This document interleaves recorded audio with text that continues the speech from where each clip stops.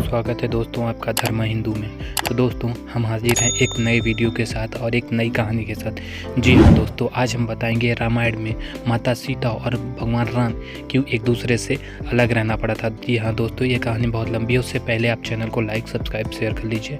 चलिए दोस्तों वीडियो को स्टार्ट करते हैं। एक बार सीता अपनी सहेलियों के साथ जानकी के महल के बगीचे में मनोरंजन के लिए गई थी। वहाँ पर एक वृक्ष पर उन्होंने तोते के एक जोड़े को देखा। दोनों आपस में बात कर रहे थे। एक ने कहा कि अयोध्या में एक सुंदर और प्रतापी कुमार हैं जिनका नाम श्री राम है। उनसे सीता जी का विवाह होगा। श्री राम 11,000 वर्षों तक इस धरती पर राज्य करेंगे।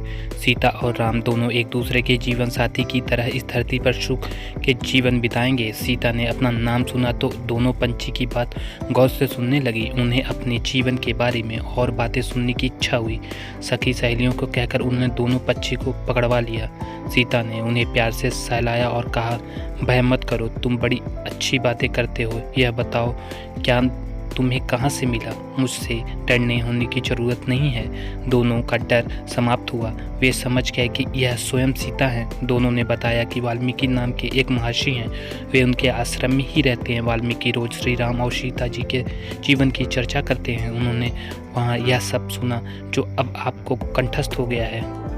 सीता ने पूछा तो तोते ने कहा, दशरथ पुत्र श्री राम शिव का धनुष भंग करेंगे और सीता उन्हें पति के रूप में स्वीकार करेंगी। तीनों लोक में यह अद्भुत जोड़ी बनेगी। सीता पूछती जाती है और तोते उसका उत्तर देते जाते हैं। दोनों थक गए। उन्होंने सीता से कहा, यह कथा बहुत विस्तृत है, कई माह लगेंगे सुनने में। दोनों उड़ने को तैयार हुए। यह देख सीता ने कहा, तुमने मेरी भावी पति के बारे में बताया, उनके बारे में बड़ी जिज्ञासा हुई है। जब तक श्री राम आकर मेरा वरण नहीं करते हैं, मेरे महल में तुम आराम से रहकर सुख भोगो। तोती ने कहा, देवी हम वन के प्राणी हैं, मैं गर्भवती हूँ, मुझे घोंसले में जाकर अपने बच्चे को जन्म देना है। सीता नहीं मानी। तोते ने कहा, आप जिद ना करें, जब अब मेरी पत्नी बच्चे को जन्म दे देगी तो मैं स्वयं आकर शेष कथा सुनाऊंगा, अभी तो हमें जाने दें। सीता ने कहा, ऐसा है तो तुम चले जाओ, लेकिन तुम्हारी पत्नी यहीं रहेगी, मैं इसे कष्ट न होने दूंगी। तोते को पत्नी से बड़ा प्रेम था, वह अकेला जाने को तैयार न था। जब तोते को लगा कि वह सीता के चंगुल में मुक्त नहीं हो सकता तो विलाप करने लगा। मुनियों ने सत्य कहा है, मौन रहना चाहिए, यदि हम कथा न कहते तो मुक्त होते। तोती ने अपने पति से विच्छेद सहन नहीं कर पा रही थी। उसने सीता को कहा, आप मुझे पति से अलग न करें, मैं आपको साथ दे दूंगी। सीता हंसने लगी। उन्होंने कहा, साथ देना है तो दे दो, राजकुमारी को पंछी के साप से क्या बिगड़ेगा। तोते ने साथ दे दिया। एक गर्भवती को जिस तरह तुम जिज्ञासा पति से दूर कर रही हो, उसी तरह तुम जब गर्भवती रहोगी तो तुम्हें तुम्हारा पति विच्छोसाना पड़ेगा।